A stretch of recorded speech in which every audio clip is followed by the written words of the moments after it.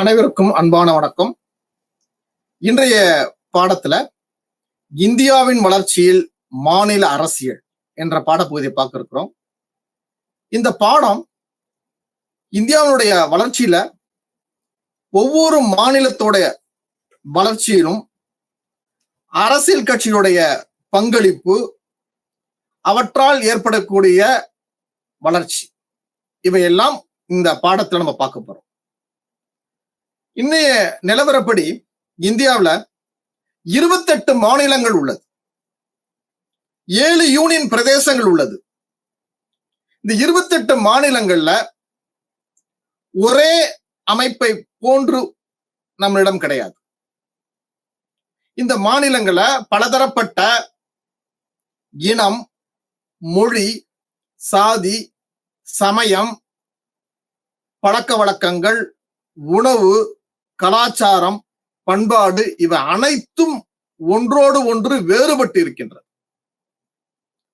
ஆனால் இப்படி வேறுபட்ட ஒவ்வொரு மாநிலத்திற்குள்ளேயும் நாம் வேற்றுமையில் ஒற்றுமை காண்பதை அடிப்படையாக கொண்டு நாம் இயங்கிக் கொண்டிருக்கின்றோம்.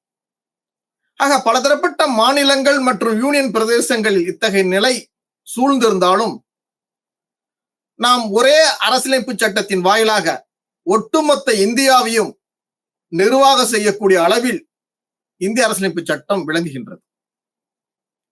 அச்சட்டத்தின் வாயிலாக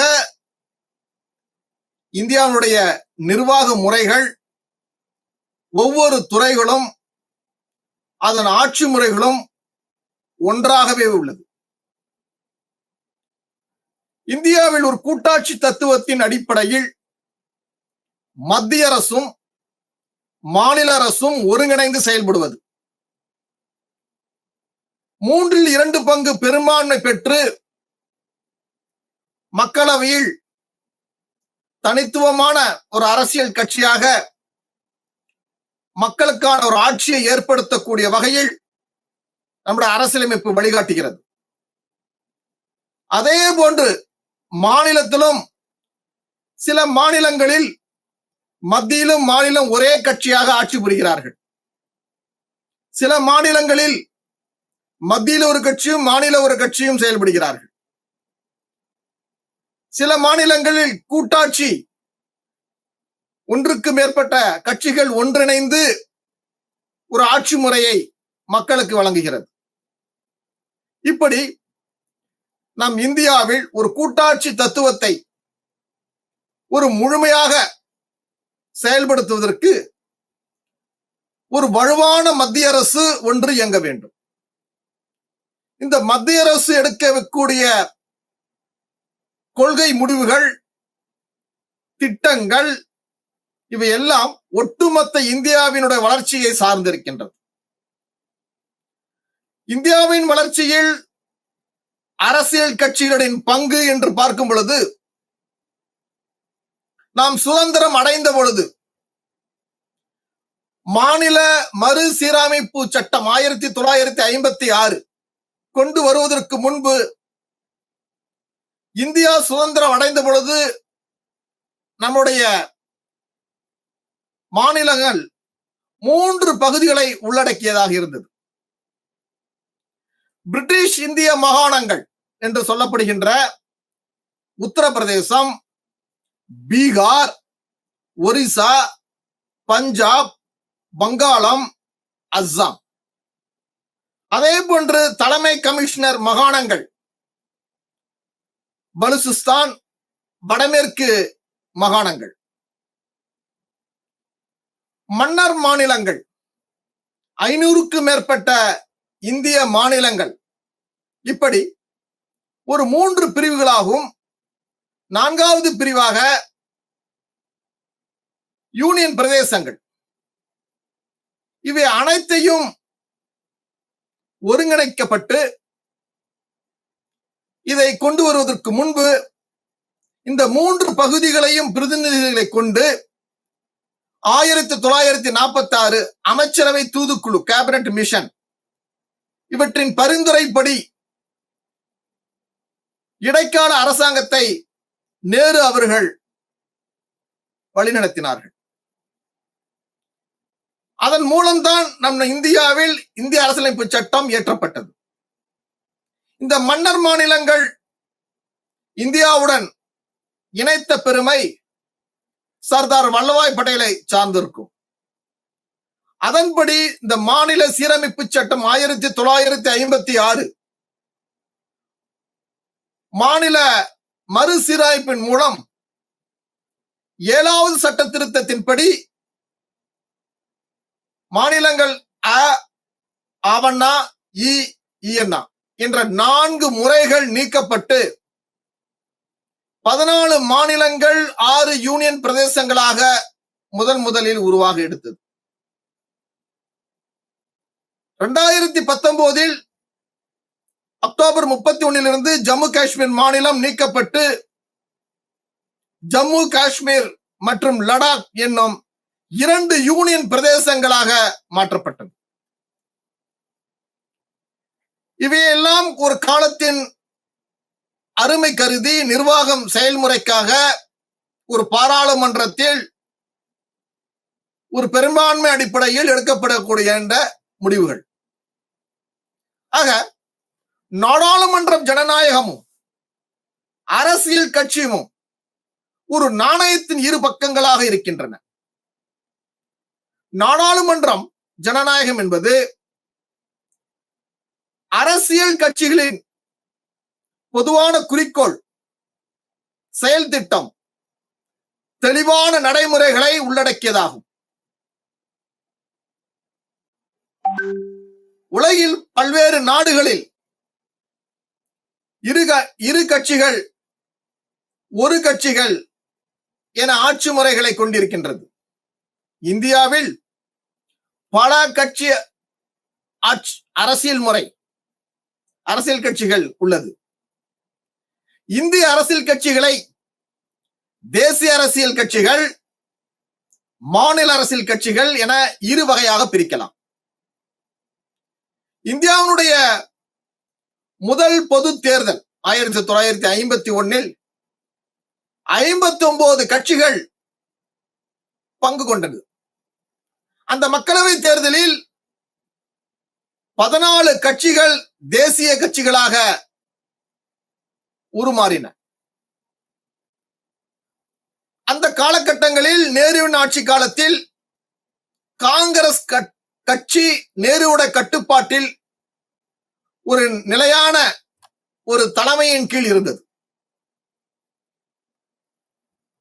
அந்த தேர்தலில் நேருவை தன்னிகரற்ற ஒரு தலைமையாகவும் ஒரு நாட்டுப்பற்று மிக்க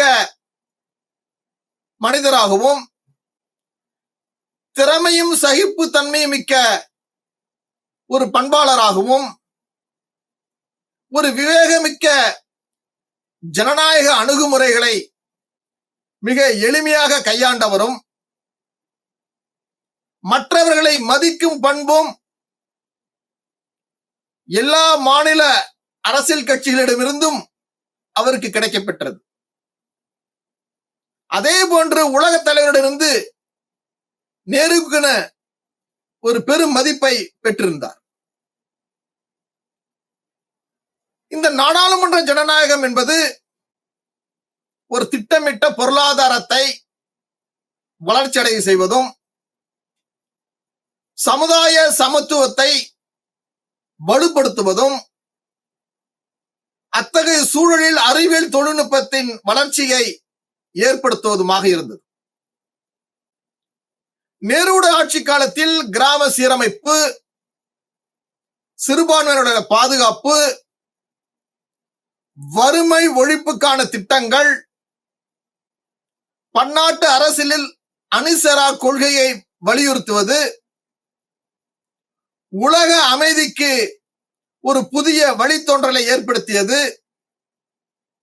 அதே போன்று நேருடைய ஆட்சி காலத்தில் கட்சிக்கும் ஆட்சிக்கும் இடையே ஒரு ஆரோக்கியமான தேசநலன் மிக்க ஒரு மிகப்பெரிய நல்ல ஒரு தொடர்பு இருந்தது. இந்த முதல் பொது தேர்தலில் இந்திய கம்யூனிஸ்ட் கட்சி 1952 பொது தேர்தலில் 27 நாடாளுமன்ற 27 நாடாளுமன்ற தொகுதிகளில் வெற்றி பெற்றது. அதே போன்று 181 மாநில சட்டமன்றங்களிலும் வெற்றி பெற்றது. அக்காலகட்டத்தில் தேசிய கட்சியாக அங்கீகரிக்கப்பட்டது. இந்த கம்யூனிஸ்ட் கட்சி தான் இந்தியாவின் முதல்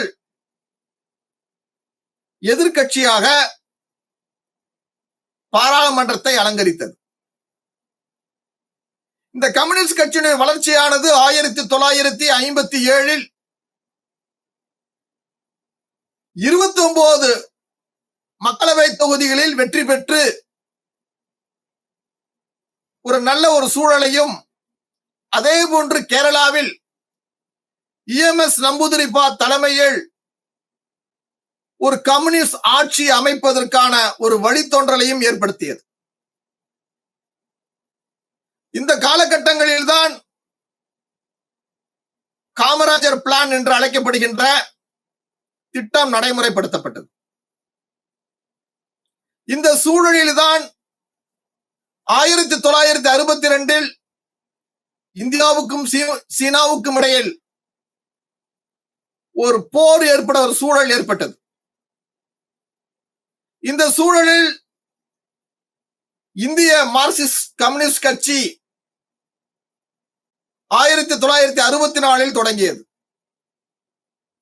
ஏனென்றால் இந்த இந்திய சீனா போர் சமயத்தில் இந்திய கம்யூனிஸ்ட் கட்சி இரு பிரிவுகளாக பிரிய தொடங்கியது.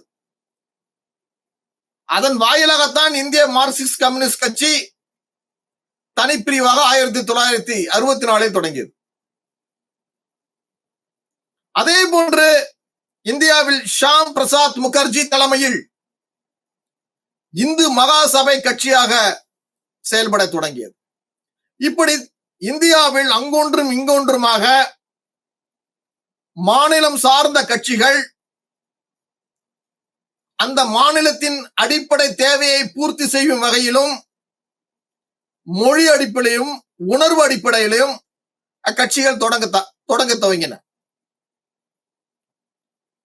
அதே போன்று பாரதிய ஜனசங்கம் டாக்டர் ஷாம் பிரசாத் முகர்ஜியால் 1951 தொடங்கப்பட்டது. இந்த கட்சி படிப்படியாக வளர்ந்து தேர்தலில் போட்டியிட்டு ஒரு கணிசமான ஓட்டு வங்கியையும் தனக்காக ஏற்படுத்திக் கொண்டது. அதே போன்று காங்கிரஸ் கட்சியில் இருந்து சோசியலிச கொள்கையை எதிர்த்து 1959 சுதந்திரா கட்சி என்ற கட்சி தொடங்கப்பட்டது. இந்தியாவுடைய முதல் பொது தேர்தலில் 489 இடங்களில் காங்கிரஸ் போட்டியிட்டு அதில் 364 இடங்களில் தனிப்பெரும்பான்மை கட்சியாக காங்கிரஸ் விளங்கியது. இந்த காலகட்டங்களில் தான் தமிழகத்தில் 1949 திராவிட முன்னேற்ற கழகம் செப்டம்பர் 17 தொடங்கப்பட்டது. இந்த முதல் பொது தேர்தலில் வயது வந்தோருக்கான வாக்குரிமை திட்டம் இந்திய அரசியலமைப்பு சட்டத்தின்படி சொல்லப்பட்டிருக்கின்ற அந்த வயது வந்தோருக்கான வாக்குரிமை 21 வயது நிரம்பிய அனைவருக்கும் வாக்குரிமை வழங்கப்பட்டது. ஆக ஒரு நாடாளுமன்ற ஜனநாயகம் என்பது இந்தியாவை பொறுத்தவரை பல கட்சி அரசியல் முறையை கொண்டிருந்தாலும் ஒரு அதிகாரத்தின் குவியலாக இருந்தது.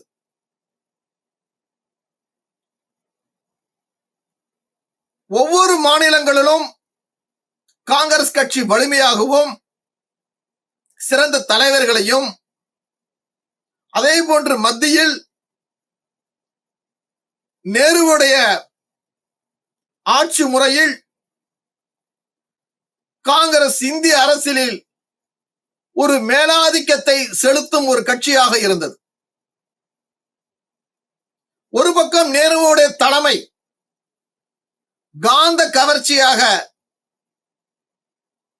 மக்கள் முன்னாள் முதல் பொது தேர்தலில் சுதந்திரம் வாங்கி கொடுத்த ஒரு கட்சி, சுதந்திரத்தை பாதுகாக்கும் கட்சி, இந்த ஜனநாயகத்தை பாதுகாக்கும் ஒரு கட்சி போன்ற தேர்தல் பிரச்சாரங்களை முன்வைத்து மக்களிடத்தில் மாபெரும் வெற்றியை பெற்றது. இந்த சூழலால் தான் பல்வேறு மாநிலங்களில் நேருவுடைய தலைமையால் மாநில கட்சிகள் தலை தூக்க முடியாமல் போயிருந்தது பல்வேறு மாநிலங்களில். ஆக நேருவோட தொலைநோக்கு பார்வை என்பது சமய சார்பின்மை, நவீனமயமாக்கல், சமுதாயத்தை உருமாற்றம் செய்ய சமூக நீதி கொள்கைகளை உருவாக்குதல், ஜமீன்தார் ஒழிப்பு முறை, கூட்டு சேரா கொள்கை, இவையெல்லாம் நேருவின் தொலைநோக்கு பார்வையாக அமைந்திருந்தது. அதே போன்று முதல் 5 ஆண்டு திட்டத்தில் விவசாயத்திற்கு முன்னுரிமை வழங்கப்பட்டது. வறுமை ஒழிப்புக்கான ஒரு தொலைநோக்கு பார்வை உருவாக்கப்பட்டது.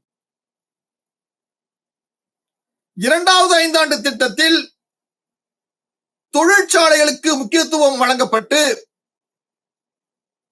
பல்வேறு தொழில் நிறுவனங்கள் பன்னாட்டு ஒப்பந்தத்தின் அடிப்படையில் இந்தியாவில் தொடங்கப்பட்டு இந்திய மக்களிடத்தில் பல பேருக்கு வேலை வாய்ப்பை வழங்கும் ஒரு வழியை ஏற்படுத்தியது. ஆக ஒரு சமய சார்பின்மை என்பது அரசியல் ரீதியாக மக்களிடத்தில் எடுத்துச் சென்றவர். ஒரு கல்வி அறிவு ஒரு சராசரி நிலையில் இருக்கும் பொழுது மற்ற உலக நாடுகளில் உள்ள நவீனமயமாக்கலை இந்தியாவுக்குள் கொண்டு வந்தவர். அதே போன்று உலக மத்தியில் வல்லரசு நாடுகளில் ஏற்பட்ட அரசியல் போட்டியால் பண்டிட் ஜவஹர்லால் நேரு அவர்கள் ஒரு 3ஆம் நடுநிலை நாடுகளை கொண்டு உலக அரங்கில் கூட்டு சேரா கொள்கை, நான் அலைன்மெண்ட் மூவ்மெண்ட் என்று சொல்லப்படுகிற அந்த அமைப்பை உருவாக்கி அதில் வெற்றியும் கண்டார்கள். ஆக நேருவோட ஆட்சி காலத்தில் ஒரு வலிமையான ஆட்சியும் நிர்வாக திறனும் திட்டங்களும் அதன் மூலம் ஏற்படுத்தப்படுகின்ற வளர்ச்சியும் ஒரு சராசரியாக அனைத்து மாநிலங்களிலும் இருந்தது. நேருவுடைய ஆட்சி காலத்திற்கு பிறகு மாநில அரசியல் கட்சிகளுடைய பங்கும் வளர்ச்சியும் அதிகமாக இருந்தது. லால் பகதூர் சாஸ்திரி நேரு இறப்பிற்கு பின்பு 1964 முதல் 66 வரை லால் பகதூர் சாஸ்திரியுடைய ஆட்சி காலத்தில் புதிய பொருளாதார கொள்கையை நடைமுறைப்படுத்தினார். அந்த காலகட்டங்களில் இந்தியா பாகிஸ்தான் போர் 1965 ஏற்பட்டது. அந்த போரால் நம்முடைய பொருளாதாரம் சரிவை நோக்கியது. ஆனால் இந்த போரை ஒரு முடிவுக்கு கொண்டு வருவதற்கு அன்றைய ரஷ்ய பிரதமர் கோசிஜின், பாகிஸ்தான் அதிபர் அயூப் கான் மற்றும் இந்தியாவின் பிரதமர் லால் பகதூர் சாஸ்திரி இவர்கள் 3 பேரும் தாஷ்கண்ட், ரஷ்யாவில் உள்ள தாஷ்கண்ட் என்ற பகுதியில் சந்தித்து இந்த போரை முடிவுக்கு கொண்டுவதற்கான உடன்படிக்கையை ஏற்படுத்தினார்கள். ஆக அந்த காலகட்டங்களில் சில மாநிலங்களில் சிறிய சிறிய அரசியல் கட்சிகளும் அமைப்புகளும் இயக்கங்களும் தொடங்க ஆரம்பித்தன. அதற்கு பின்னால் இந்தியாவில் 1966 முதல் 67 வரை இந்திரா காந்தியுடைய ஆட்சி நடைபெற்றது. இந்திரா காந்தியுடைய ஆட்சி காலகட்டங்களில் நேருவின் மகள் என்ற ஒரு பிரதான விளம்பரமாக பேசப்பட்டது. மொரார்ஜி ஆட்சி காலத்தில் மந்திரி சபையில் இந்திரா காந்திக்கு பொறுப்பு வழங்கப்பட்டிருந்தது. ஆனால் 1966 ஜனவரி 24 இந்தியாவின் பிரதம மந்திரியாக பொறுப்பேற்றுக் கொண்டார். அக்காலகட்டங்களில் இந்திராவுடைய ஆட்சியில் காங்கிரஸ் கட்சியில் உட்கட்சி பிரச்சனையால் காங்கிரஸ் பிளவுபட்டது. 1969 இந்த நிலையில் பஞ்சாபில் பிரிவினை இயக்கம் தொடங்கப்பட்டு தனி நாடு கேட்கும் ஒரு சூழல் உருவாக்கப்பட்டது. ஒரு மொழி சார்ந்து இனம் சார்ந்து இந்தியாவுடைய வளர்ச்சியில் மிகப்பெரிய பங்கை வழங்கக்கூடிய பஞ்சாப் மாநிலம் தனிநாடு பிரிவினையை ஏற்படுத்தியது. அதை அரசு மிக சரியாக கையாண்டு கொண்டிருக்கும் பொழுது அன்றைய காலகட்டங்களில் 1969 14 தேசிய வங்கிகள் தேசியமயமாக்கப்பட்டது. அதே போன்று 1970 மன்னர் மானிய ஒழிப்பு முறை கொண்டு வரப்பட்டு நடைமுறைப்படுத்தப்பட்டு அதில் வெற்றியும் கண்டார். இந்த காலகட்டங்களில் 1971 பங்களாதேஷ் போர் ஏற்பட ஒரு சூழல் ஏற்பட்டது. அந்த போரினால் இந்திய அரசு அந்த போரில் கலந்து கொண்டு அந்த போரின் விளைவாக பங்களாதேஷ் என்ற தனி நாடு உருவாக காரணமாக இருந்தது. அதன் அடிப்படையில் 1972 சிம்லா ஒப்பந்தம் ஏற்படுத்தப்பட்டது. ஆக இந்திரா காந்தி ஆட்சி காலத்தில் அவர் முன்வைக்கப்பட்ட திட்டங்கள் அணிசேரா கூட்டு சேரா கொள்கையை உலக அரங்கில் மீண்டும் அதை வலியுறுத்தியவர். உலக நாடுகளுடைய வல்லரசு நாடுகளுடைய போட்டியை சமாளிப்பதற்காக அன்றைய அறிவியல் தொழில்நுட்பத்தை எல்லாம் பயன்படுத்தி முதல் அணு சோதனை பொக்ரான் 1974 உலக அரங்கில் இந்தியாவின் பெருமையை உயர்த்தி பிடித்தவர். ஆக ஒரு பக்கம் பன்னாட்டு அரசியலாக இருக்கட்டும், தேசிய அரசியலாகவும் இருக்கட்டும், அதை சரியான முறையில் கையாண்டு இருந்தாலும் ஒவ்வொரு மாநிலத்திலும் மாநில கட்சிகளுடைய வளர்ச்சியும் அந்த கட்சிகளுடைய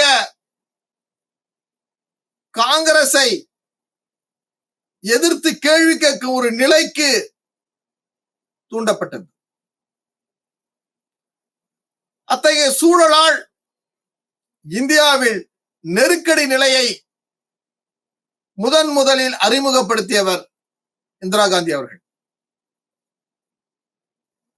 ஆக அதன் மூலம் ஜனதா கட்சி, அதை ஜனதா புரட்சி என்பார்கள், 1977 முதல் 1979 முதல் இந்த ஜனதா ஆட்சி என்பது மொரார்ஜி தேசாய் தலைமையில் எல்லா மாநிலங்களுடைய எதிர்க்கட்சிகள்லாம் ஒன்றாக இணைந்து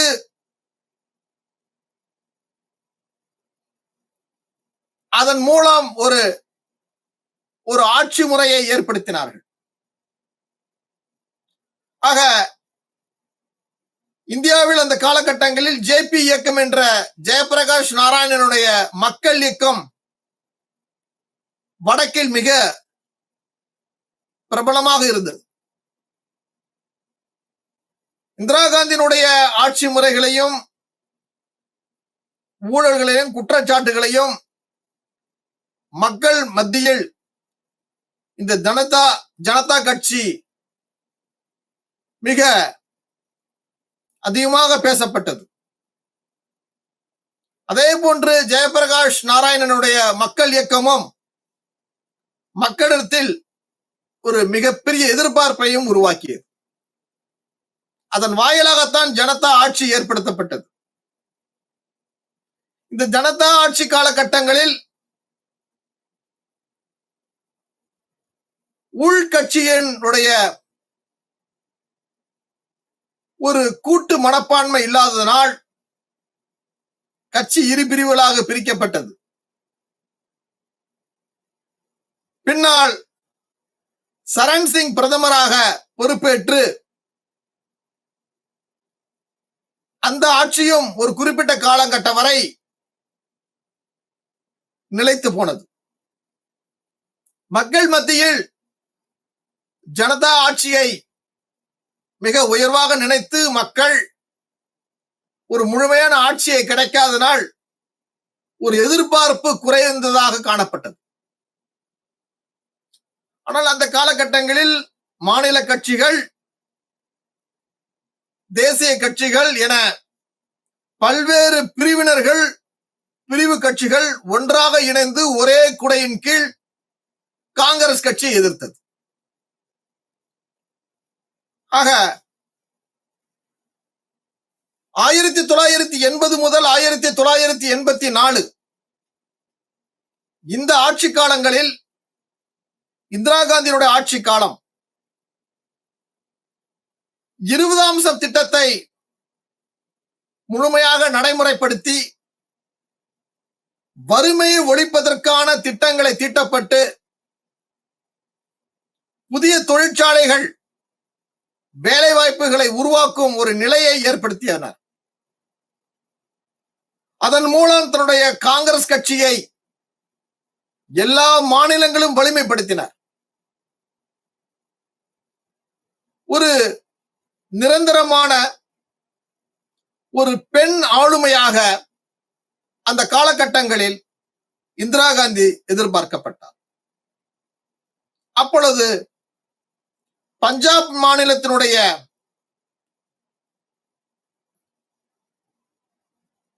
தனிநாடு கோரிக்கை மிக வலிமையாகவும் அதன் வாயிலாக பயங்கரவாதம் ஏற்பட்டு அதன் மூலம் ஒரு அமைதி இல்லாத ஒரு சூழல் ஏற்படும் நிலைக்கு ஏற்படப்பட்டது.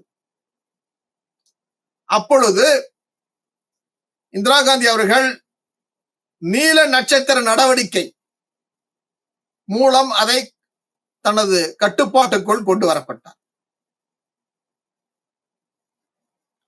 நேருவுக்கு பிறகு இந்தியாவில் ஒரு நீண்ட ஒரு நடுநிலையான ஒரு ஆளுமை மிக்க ஒரு கட்சியாக, கட்சி தலைவராக ஒரு ஆட்சி முறையை அனைத்து தர மக்களுக்கும் ஏற்படுத்தி மனதில் ஒரு உறுதியை கொண்டு வந்தார் என்றால் அது இந்திரா காந்தியை சாரும். ஆக இந்திரா காந்தியினுடைய ஆட்சி காலங்களில் பல்வேறு திட்டங்கள் மூலம் மக்கள் பயன்பெற்றிருந்தாலும் அந்த ஆட்சியுடைய இறுதி காலகட்டங்களில்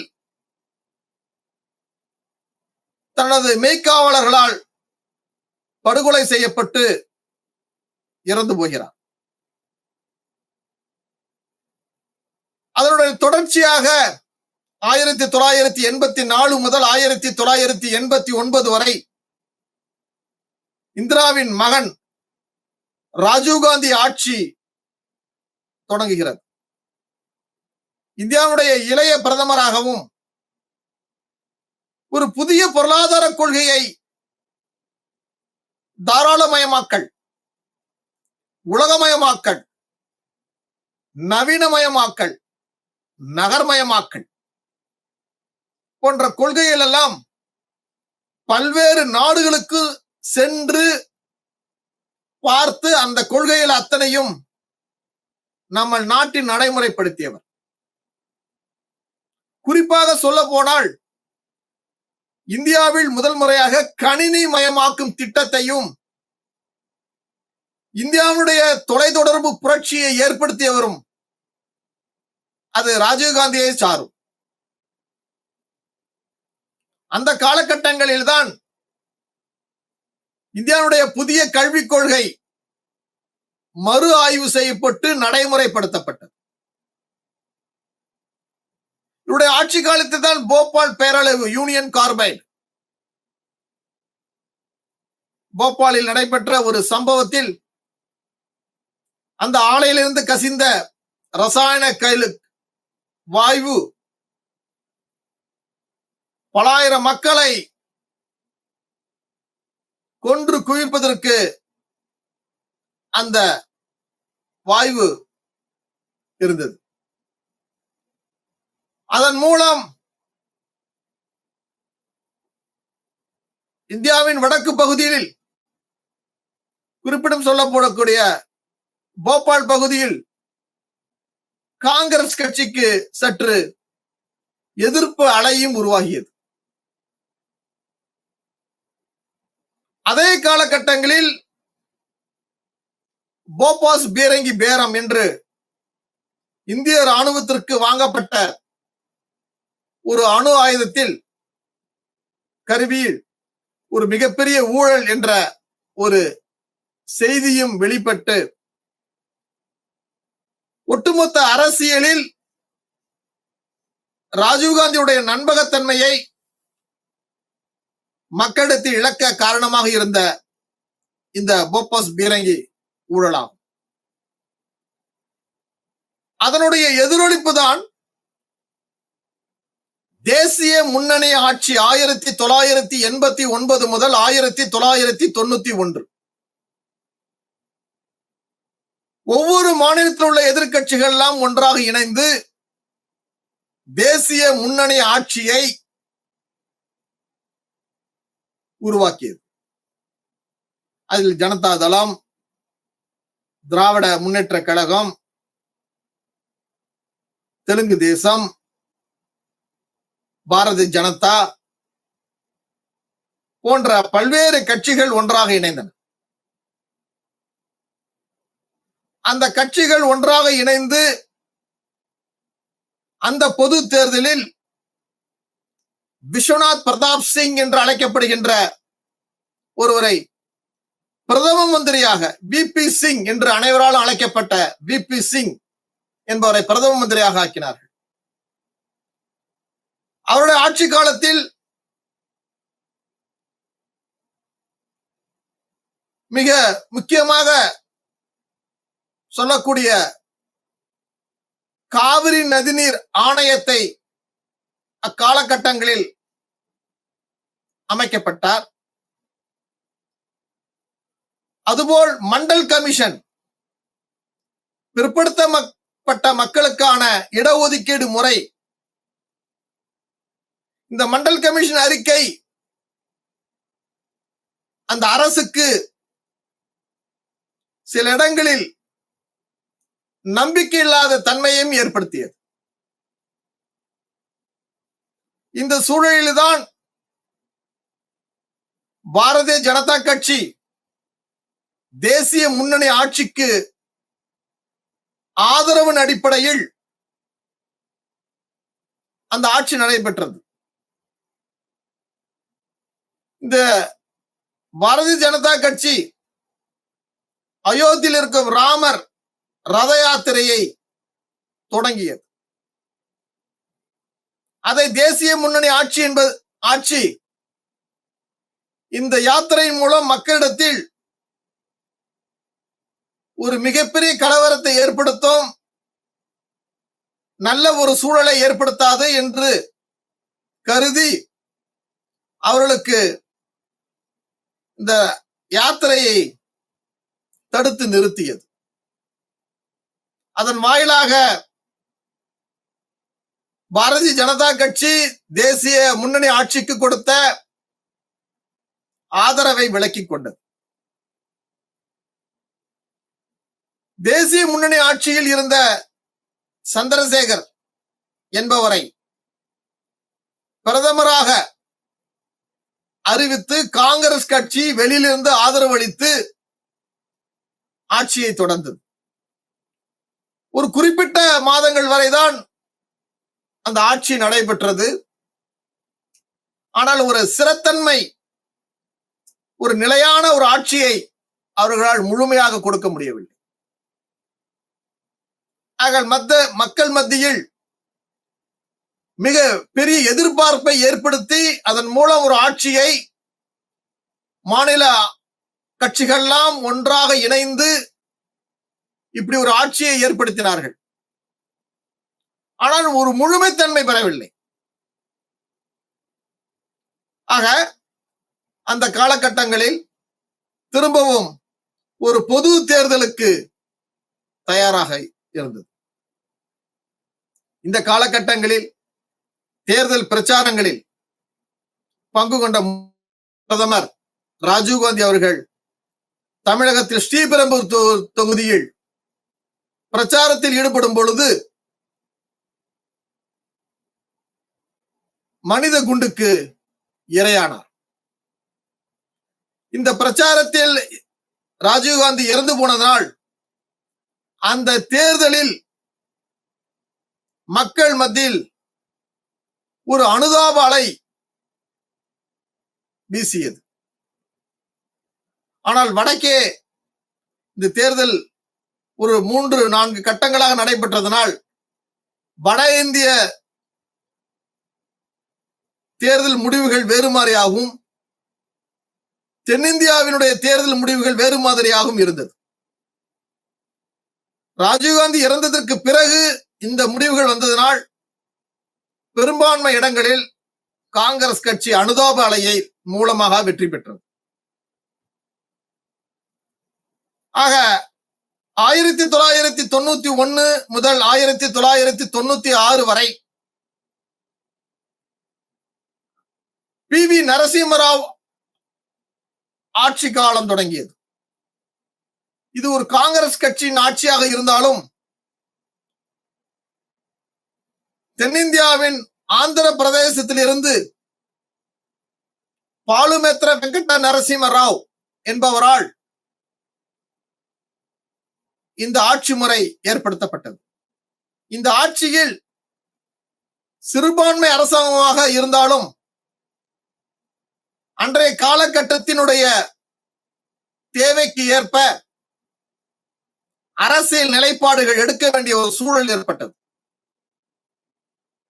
உலக அரங்கில் வல்லரசு நாடுகளுடைய ஏற்பட்ட போட்டியால் கம்யூனிச கட்சிகள் சார்ந்த ரஷ்யாவில் அங்கு கம்யூனிஸ்ட் சித்தாந்தம் உடைய தொடங்கியது. ஒரு பக்கம் அதோடைய எதிரொலிப்பு உலக அரங்கில் ஒரு புதிய பொருளாதார கொள்கைகள், ஒரு தனியார் மயமாக்கல் கொண்டு ஏற்படுத்தப்பட்டது.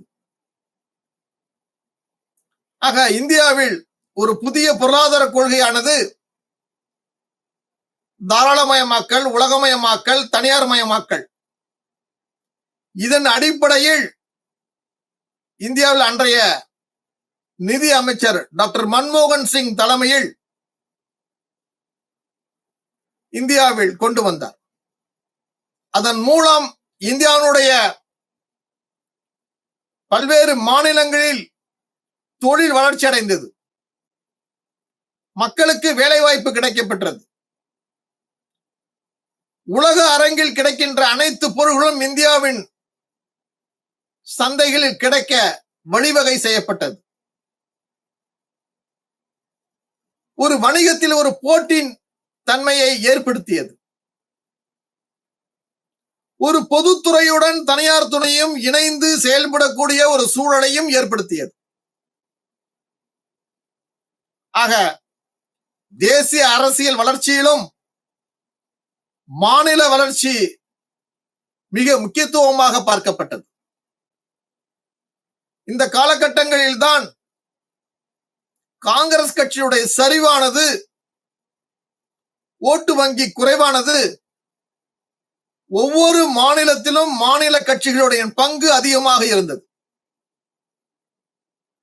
இந்த மாநில கட்சிகளுடைய ஒன்றுக்கு மேற்பட்ட கட்சிகளும் உருவாக தொடங்கின. சில கட்சிகள் சமய அடிப்படையிலும், சாதி அடிப்படையிலும், மொழி அடிப்படையிலும், உணர்வின் அடிப்படையிலும் தொடங்கப்பட்டு ஒரு சராசரி ஓட்டு வங்கியையும் ஏற்படுத்தியது.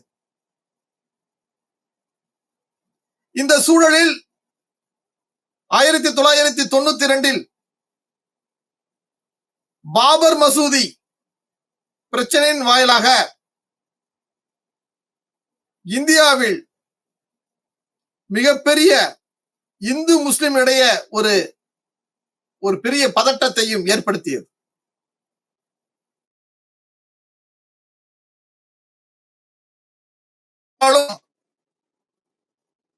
புதிய பொருளாதார கொள்கையை நடைமுறைப்படுத்தினாலும் சில அரசியல் சரிவின் காரணமாக காங்கிரஸ் கட்சியுடைய ஓட்டு வங்கியானது சரிய தொடங்கியது. பல்வேறு மாநிலங்களில் காங்கிரஸ் கட்சி இரண்டாம் நிலைக்கும், அந்த மாநிலங்களுடைய மாநில கட்சியாக இருக்கின்ற சில கட்சிகள் மிகப்பெரிய வளர்ச்சியையும் ஒரு ஆட்சியை பிடிக்கும் ஒரு சூழலையும் ஏற்படுத்தியிருந்தது. எனவே ஒவ்வொரு காலகட்டத்திலும் அரசியல் நடவடிக்கைகளிலும் அந்த அரசியல் நடவடிக்கையின் மூலமாக அந்த மாநிலத்தோட வளர்ச்சியையும் உள்ளடக்கிய ஒவ்வொரு அரசியல் கட்சியோட பங்கும் மிக முக்கியமானதாக பார்க்கப்படுகிறது. நாம ஒரு கூட்டாட்சி தத்துவத்தின் அடிப்படையில் ஆட்சி புரிந்தாலும் அன்றைய காலகட்டத்தினுடைய அரசியல் நிலைப்பாடுகளுக்கும் ஏற்ப நாம் சில நிலைகளில் மாற்றம் கண்டிருக்கின்றோம். ஆக ஒவ்வொரு காலகட்டங்களிலும் இந்த 5 ஆண்டு திட்டங்கள் மூலமாக பல்வேறு துறைகள் மாநிலம் வாரியாக வளர்ச்சி அடைந்தது. ஒரு இந்தியாவின் வளர்ச்சியில் பிற மாநிலங்களின் பங்கு மிக அதிகமாக இருந்தது. சில மாநிலங்கள் விவசாயத்தின் அடிப்படையிலும், சில மாநிலங்கள் தொழில்துறை மூலமாகவும், சில மாநிலங்கள் பல்வேறு ஏற்றுமதிகள் மூலமாகவும், ஒரு தொழில்நுட்பத்தை சார்ந்தும் ஒரு மாநிலமாக பார்க்கப்பட்டது. சராசரியாக மாநிலத்துடைய வளர்ச்சி என்பது மத்திய அரசாங்கத்துடைய திட்டங்கள், கொள்கை முடிவுகள், பன்னாட்டு நிறுவனங்களுடைய பங்களிப்புகள், அதிகமான வேலை வாய்ப்புகளை மக்களுக்கு வழங்குதல், தனியார் துறையை ஊக்குவிக்கும் பொழுது பொதுத்துறையையும் அத்தகைய வளர்ச்சிக்கான ஒரு பாதையை ஏற்படுத்துதல், இவையெல்லாம் நரசிம்மராவ் ஆட்சி காலத்தில் அடிப்படையாக கொண்டு வரப்பட்டு அவற்றை நடைமுறைப்படுத்தி அதில் வெற்றியும் கண்டார்கள். ஆக இந்த மாதிரி காலகட்டங்களில்தான் மாநில தேசிய அரசியலாக பார்க்கப்பட்டது. மாநில கட்சிகள் தேசிய அரசியலுக்குள் தன்னை முழுமைப்படுத்திக் கொண்டது. சில நேரங்களில் மாநில கட்சிகள் தேசிய கட்சியுடன் கூட்டணி அமைத்து தன்னுடைய பங்கை அதிகமாக செலுத்தினார்கள். ஆக மாநில கட்சிகளுடைய கூட்டணி இல்லாமல் அந்த மாநிலத்தில் பிரதான கட்சிகள் வெற்றி பெற முடியாத ஒரு சூழலும் ஏற்பட்டது. ஒவ்வொரு மாநிலத்திலும் அந்தந்த மாநிலத்தினுடைய அரசியல் கட்சியுடைய தலைமை மிக உயர்வாகவும் அன்றைய அரசியல் சூழலுக்கு ஏற்ப ஒரு தவிர்க்க முடியாத தலைவராக பார்க்கப்பட்டது. பல்வேறு மாநிலங்களில் காங்கிரஸை எதிர்த்து ஆரம்பிக்கப்பட்ட கட்சிகள் ஒரு ஆட்சி முறைக்கு உட்பட்டு ஆட்சியை சிறப்பாக செயல்படும் ஒரு கட்சியாக மாறியது. ஆந்திராவில் தெலுங்கு தேசம்,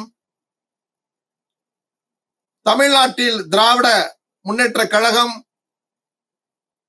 மற்றும் அண்ணா திராவிட முன்னேற்ற கழகம்,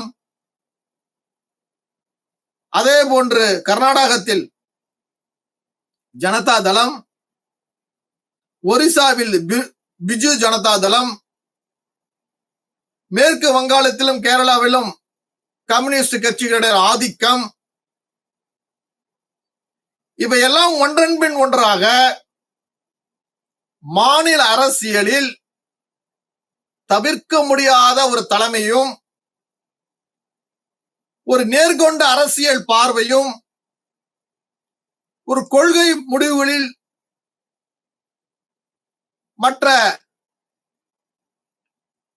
யாருக்கும் அடிபணியாத ஒரு சூழலும் அந்த மாநிலத்துடைய தேவைக்காக முன்னுரிமை செலுத்தக்கூடிய ஒரு அரசியல் கட்சியாக மக்கள் மத்தியில் விளங்கியது. குறிப்பாக ஒரு நிலையான தலைமைத்துவமான ஒரு கட்சியாக உத்தரப்பிரதேசம், பஞ்சாப், மத்திய பிரதேசம், சமாஜ்வாடி, ராஷ்டிரிய லோக் தள், ஜனதா தள், பிஜு ஜனதா தள், தெலுங்கு தேசம், சிவசேனா, திராவிட முன்னேற்ற கழகம், அண்ணா திராவிட முன்னேற்ற கழகம், கம்யூனிஸ்ட் கட்சிகள் என்று பல அரசியல் கட்சிகள் மிக சரியான ஒரு ஓட்டு வங்கியை மக்கள் மத்தியில் ஏற்படுத்தியது. மக்களுக்கான திட்டங்களை முன்வைத்தது. மக்கள் சார்ந்த ஒரு கொள்கைகளையும் மக்களுக்கான ஒரு தேவையான ஒரு கட்சியாகவும் தன்னை பிரதிபலித்துக் கொண்டிருந்தது. ஆக இப்படிதான் ஒரு மாநிலத்தில் ஒரு மாநில கட்சி ஒரு வளர்வதற்கான ஒரு சூழலை ஏற்படுத்தியது. ஆக இந்த மாதிரி காலகட்டங்களில் தான் இந்தியாவில் தேசிய கட்சிகளுடைய வாக்கு சதவீதம் குறைய தொடங்கியது. மாநில கட்சியின் ஆதரவு இல்லாமல் தேசிய கட்சியை ஒரு ஆட்சி முறையை பாராளுமன்றத்தில் கொண்டு வர முடியாத ஒரு சூழலும் ஏற்பட தொடங்கியது.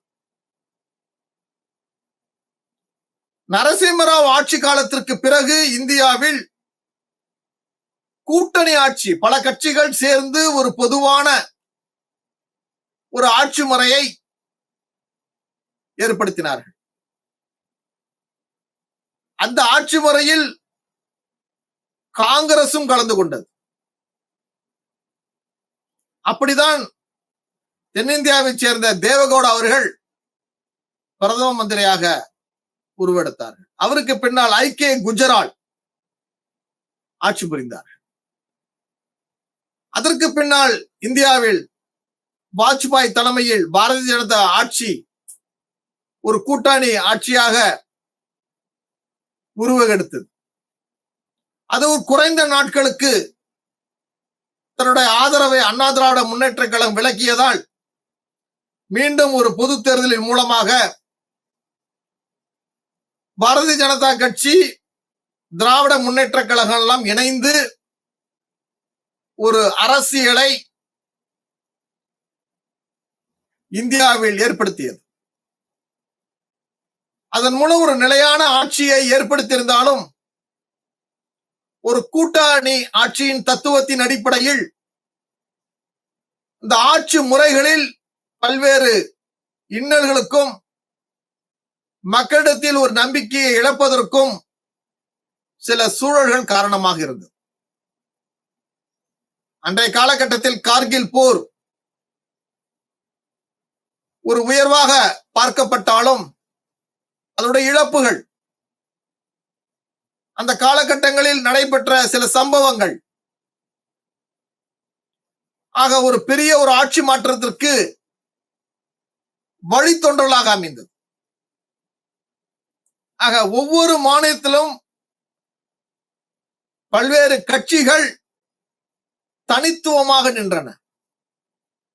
மிகச்சிறந்த தலைமைத்துவம், அதனுடைய தலைவரிடத்தை ஏற்படுத்திய ஒரு புரிதல், அன்றைய காலகட்டத்தில் மக்களுக்கு என்ன தேவைகளோ அவற்றை செய்வதற்கான திட்டங்கள், மக்களை கவருவதற்கான இலவசங்கள், இவற்றையெல்லாம் மாநிலம் சார்ந்த கட்சிகள் ஒரு நிர்வாகத்திறன் அடிப்படையில் ஒரு ஆட்சி முறையை ஏற்படுத்தினார்கள்.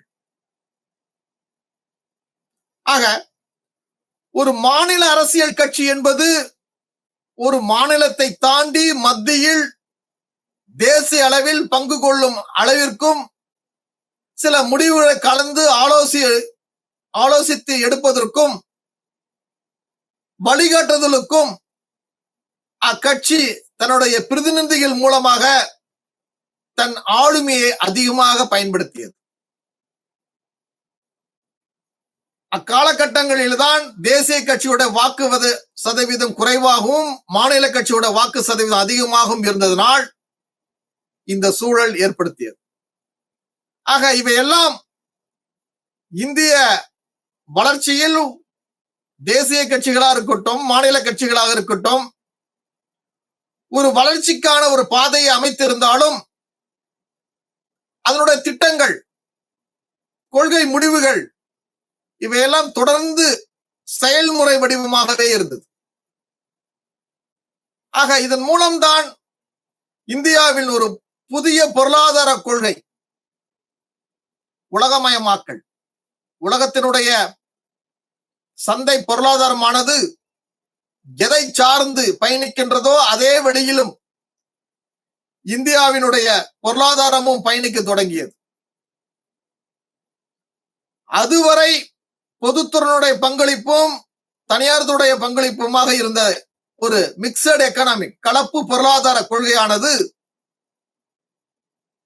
ஒரு உலக போட்டி பொருளாதார கொள்கைக்கு ஏற்ப ஒரு உலகமயமாக்கலையும் தனியார் மயமாக்கலையும் தாராளமயமாக்கலையும்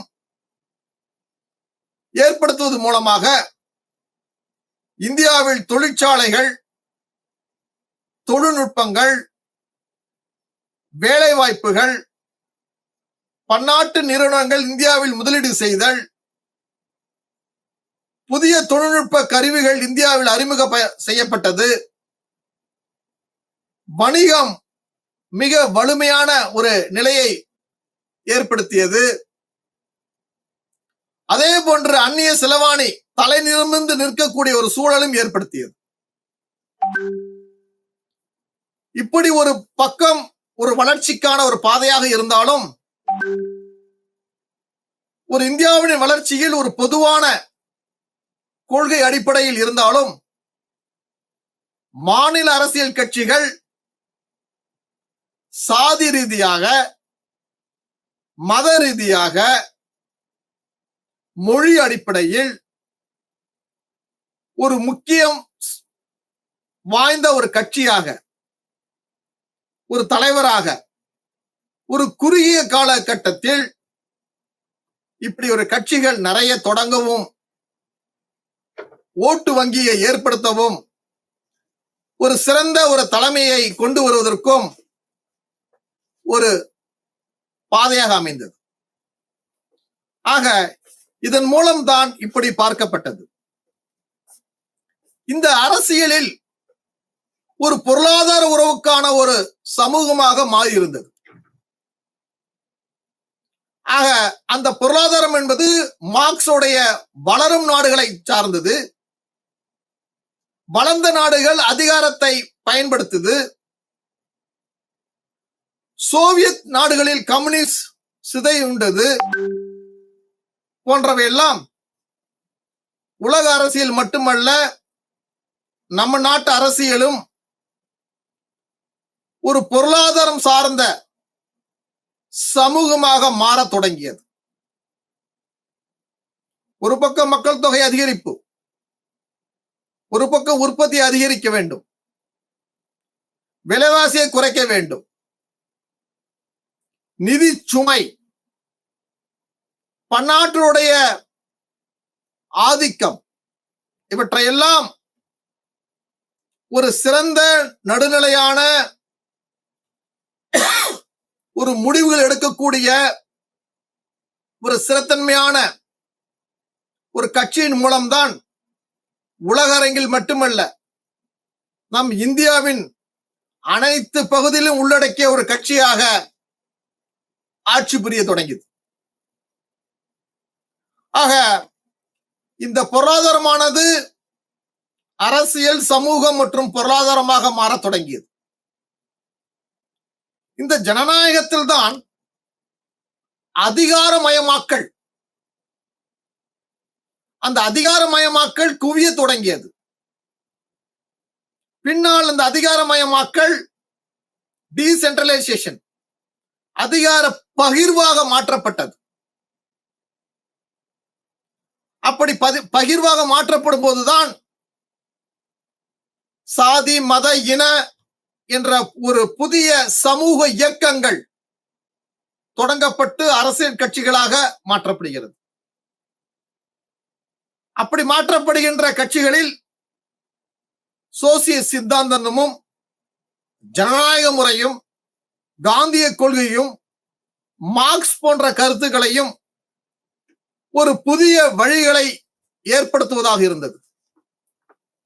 இதன் மூலம்தான் ஒரு சிறந்த அரசியல் கட்சிகள் ஜனநாயகத்தை வலுப்படுத்துவதாக இருந்தது. ஆக ஒரு அரசியலை ஆராயும் பொழுது நாம் ஒரு தேசியம், மாநிலம், உள்ளாட்சி அமைப்புகளை உள்ளடக்கியதாக இருந்தது. ஆக மாணவ நண்பர்களே, இந்த பாடங்களிலிருந்து இந்தியாவின் வளர்ச்சியில் அரசியலுடைய பங்கு, அதனுடைய முக்கியத்துவம், அதனுடைய வளர்ச்சி, இவற்றையெல்லாம் நாம் அறியப்படுகிறோம். இவற்றை சார்ந்துதான் இத்தனை கேள்விகள் வர இருக்கின்றது. ஆக இந்த அரசியலை ஆராயும் போது தேசிய கட்சிகளுடைய வளர்ச்சி அதிகமாகவும், அதுவும் பல நேரங்களில் மாநில கட்சியோட ஆதிக்கம் அதிகமாக இருந்தது. ஆக அந்த வகையில் இந்தியாவில் கூட்டணி ஆட்சியாக அமைந்து ஆட்சி நடத்தும் முறை ஏற்படும் ஒரு சூழலும் ஏற்பட்டது. எனவே இந்த பாடங்களை நாம் முழுமையாக உள்வாங்கிக் கொண்டு படிக்கும் பொழுது இந்தியாவினுடைய அரசியலும் பொருளாதாரமும் வளர்ச்சியும் ஒரு தேசியமாகவும் மாநிலமாகவும் உள்ளாட்சி அமைப்புகளையும் உள்ளடக்கிய ஒரு வளர்ச்சியாக பார்க்கப்படுகிறது. ஆக தேசிய அரசியல் கட்சிகளுடைய வளர்ச்சியாக இருக்கட்டும், மாநில அரசியல் கட்சியுடைய வளர்ச்சியாக இருக்கட்டும், அல்லது ஒரு சுயேட்சை கட்சிகளுடைய ஆதிக்கமாக இருக்கட்டும், இவையெல்லாம் ஒரு காலகட்டத்தினுடைய வளர்ச்சியாக இந்த பாடத்தில் நாம் பார்த்திருக்கின்றோம். எனவே இந்த பாடங்களை நீங்கள் முழுமையாக உள்வாங்கிக் கொண்டு இவற்றிலிருந்து வரும் கேள்விகளுக்கு நீங்கள் சரியான பதிலை உங்களால் கொடுக்க முடியும். அத்தகைய கேள்விக்கான பதிலை இந்த பாடத்திட்டத்திலிருந்து நீங்கள் கொடுக்க வேண்டும். நல்ல மதிப்பெண்ணை பெற்று நீங்கள் பெற வேண்டும் என்று வாழ்த்தி அடுத்த நிகழ்வில் உங்களை சந்திக்கிறேன். நன்றி, வணக்கம்.